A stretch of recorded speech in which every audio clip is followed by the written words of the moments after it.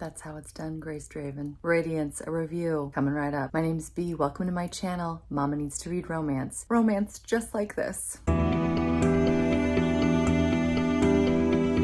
So I'm still new on the scene. I've been enjoying romance novels relatively recently, and I've been mostly into historical romance, but I've really wanted to branch out. And many times when I've tried, it has not gone over very well. See DNF above. There are two YouTubers who I adore, and I feel like we overlap quite a bit in our taste in books. And when Crystal from Crystal's Bookish Life recommended Radiance, it initially put my antenna up. I was excited to try that. And then when I saw Ava of Ava's romance books, she liked it so much that she actually has it in her channel art. And I thought, oh man, if that's something that she wants people to see every single time they tune into her channel, it's gotta be something I have to try. And you know, Crystal's words about it really convinced me as well. So I was excited to finally give it a whirl, which I just finished today. I listened to this on Audible, and the narrator, Gabrielle Baker, her voice reminds me of that first sip of hot tea. That's just perfect.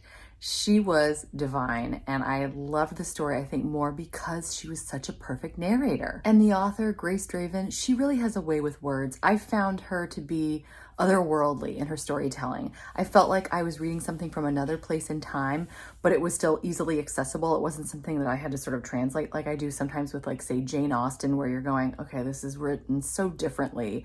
It's hard for me to translate it in my head to normal English. And this wasn't written like people talk today. And yet somehow still it was so easily understood. And I love that. I don't know how she did it. This book is primarily a love story between Ildiko and Brishen. Ildiko is a human woman and Brishen is a Kai prince. Now, Kai is another race. They are built essentially like humans, but they are larger. They are more dense. So they're heavier. Their skin is gray, and they have, this is where it started to get a little weird for me. I was a little worried. I was a little wary about this. They also have claws, so like their fingernails are just extra long and super sharp, and their claws, like tiger claws. And they have super pointy teeth. They call them fangs, but they're not like just vampire fangs in the front. All of their teeth are super sharp. And I was thinking, am I going to be able to suspend belief and fall in love with Brishen along with Ildiko? And I wasn't sure. And I thought, well, you know what? Back in the day, I enjoyed Twilight, and Edward had fangs and he was gray, or he had a granite body basically. And then, you know, let's just be honest. When Lord of the Rings was all the rage, if there had been a Legolas romance novel, I would have absolutely gone for that. So I realized, I was a little wary after my brush with monster romance earlier this month. However, I was still able to fall for Brishen despite the fact that he was a little different. And what's so interesting is basically the author meets this head on. She challenges the reader to think about the fact that in a way we're all programmed from a very early age to think, okay, this is beautiful, this is not beautiful. And whereas, you know, the humans, the Gowry, had difficulty thinking that the Kai were anything but ugly, the Kai had the exact same problem. And the way the author describes the Kai's feelings about the way that humans look, it was really realistic. It made me sort of question things in terms of, you know, what is beautiful? What's not beautiful? Can a person just be beautiful on the inside and it radiates radiance to the outside? As Ildiko and Brishen get to know one another, they become more attractive to one another. And I've known that in my own life. There are certain people where I'll be like, oh yeah, they look like a normal person. And the more you get to know them and you just realize what an incredible person they are, the more attractive they become. And that can also go backwards too. Neither Brishen nor Ildiko are heirs to the throne of each of their respective kingdoms. And the only service they can really do to each of their kingdoms is to marry each other and form an alliance between the two kingdoms. So they're both willing to do that because they're good, sweet people. And they immediately form a friendship.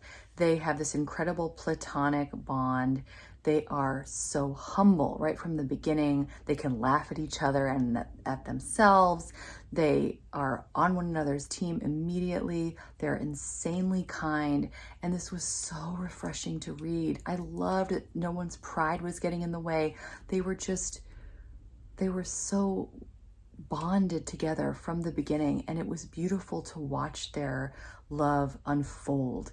It felt really natural, and I don't know that it would be considered slow burn. It was slower, but it was perfect. I felt the pace of it was absolutely perfect. And when they do finally give in to their passion and they realize the love that they have for one another, it was beautiful. The love scenes were gorgeous without giving me an anatomy lesson. And I thought, how did she do this? How did she write such gorgeous, satisfying love scenes without needing to tell me what A, B, and C look like? You know, I was just so impressed that she was able to do that. Again, like this author, I don't know, she's like magical. I don't know how she's able to do certain things. And just with words, she's just incredible. The world that she creates is just fantastic. I felt like I was somewhere else, but it was also refreshing because sometimes when I read fantasy, I try to get into something like that, and there's a glossary with like terms that they sometimes made up, or for things that are so old that nobody knows anymore. They will have made up words. They've got tons of politics and history that you have to get into. You need to study maps. And I'm sure there's a time and place for that for people. And I'm sure at some point in my life, I would have eaten that up, and maybe again later. But in my current season of life, I just want to be swept away. I want to be told a beautiful story. I want to feel like I can be in another world. And I like a backstory, but I don't want to be beaten over the head with it. And again, Grace Draven does an incredible job of creating this world, and you get a sense of the kingdoms and the lay of the land, and you do get a sense of the magic and the history without feeling like you're getting educated per se. So far, I've basically talked about the love and the history, but there's a good bit of danger or angst in this book. And again, I don't tend to like angst, but they pulled me in. Gosh darn it, they pulled me in. And for example, the Kai race, their magic is fading, and the humans and the Kai, they are not getting along, certain groups of them. There is some incredible fighting scenes. Trigger warning, by the way, there is a scene that is reflected upon numerous times, infanticide. It could be disturbing to some, but it's an important part of telling how evil the villain of this book is. The ending of the story was very satisfying. I cried. Again, the writing, the way that Ildiko and Brishin love each other, the words they say, it was just perfect. It was perfect. And then there's the epilogue. It scared me out of my wits. We go from beautiful love story to extreme cliffhanger / I really want to know what happens, but can I do it? Because it's pretty intense. I'm telling ya. So now I'm getting to my TBR. Radiance is the first book in the Wraith Kings series, and I have a plan to enjoy Little Wraith Kings every single month for the rest of 2022, finishing up with her latest short story in December. The book that's supposed to be next is Night Tide. It's a novella that takes place in the same world as Radiance. It doesn't contain any of the characters, I don't believe, that are in Radiance, but it's a Kai woman and a human man that work together to bring down a water demon, from what I understand. So looks like it's going to be really interesting, and I'm excited to learn more about the world of the Wraith Kings. So also in July, I'm excited to read, it's a short story. It's in the book Lover of Thorns and Holy Gods, and it's called A Matter of Trust. And it's a one-sentence blurb. It says, a cultural divide is resolved in the most delightful way between Brishin and Ildiko. And it says it takes place after Radiance and before Eidolon, I'm not sure. But in any case, gotta read that. So I got goosebumps when I read the summary of Eidolon, however you might pronounce that. That's the next major book in the Wraith King series, where the villain from the first book is trying to get more power, and it looks like Ildiko is going to have to give up Brishin in order to save their worlds. I hate to see that, and you know, because it's a romance, I'm sure it'll have a happy ending, but still, I just don't want them to separate. I don't want them to part, even if it saves the world. And this one continues the nightmare that is brought up in the epilogue of Radiance. So I'm a little nervous that it's going to give me nightmares because it looks really intense and disturbing. but I have to know what happens. But we'll see if this ends up being a DNF for me. I don't know if I'm strong enough. In September, I'm planning on reading the novella The Darkest Midnight. The only thing I know is it is a novella that takes place after Eidolon. Don't know how to pronounce it. I will find out. And obviously, we have to know what happens after the novel, so I'm really looking forward to it. In October, I'm going to be reading the novella A Wilderness of Glass. This book takes place as part of the Wraith King's world, but it said it can be a standalone, and it's also apparently part of the anthology Seasons of Sorcery, so that's interesting. It's between a woman and a merman, and I can't hear the word merman without thinking about Zoolander. I don't know if anybody even remembers that movie, but he talks about being a merman. Well, now I get to see a love with a merman, so we'll see how that is. Not going to be Disney's Little Mermaid, I'll tell you that, I know.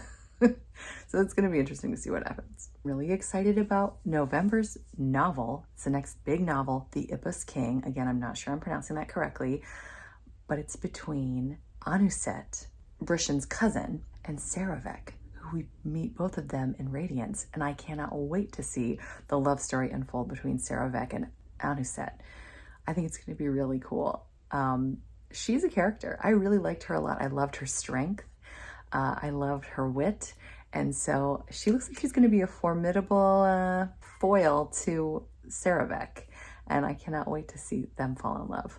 And this all leads up to the very last book, which is an anthology. I'm actually excited because there's some other authors that are probably similar to Grace Draven, so I'm going to get to check different things out. These are all winter stories. There's Hanukkah, Christmas, a winter solstice, and it is called Under a Winter Sky, and Grace Draven's offering within the book, it's called A Memory of Summer. And it is a part of the Wraith King's world. I don't see any specific mentions of Ildko or Russian, but I'm really excited to see a little bit more of the Wraith King's world. And it's cool that it's going to be sort of holiday related, so I'm excited to do that. Thanks for hanging out with me. Thanks for watching a little bit more about Radiance, because a lot of incredible discussions already out there about Radiance, so thank you for joining me for my take on it. I hope you're doing well. I hope you're enjoying whatever you're reading. And until next time, take care. Thanks so much. Bye.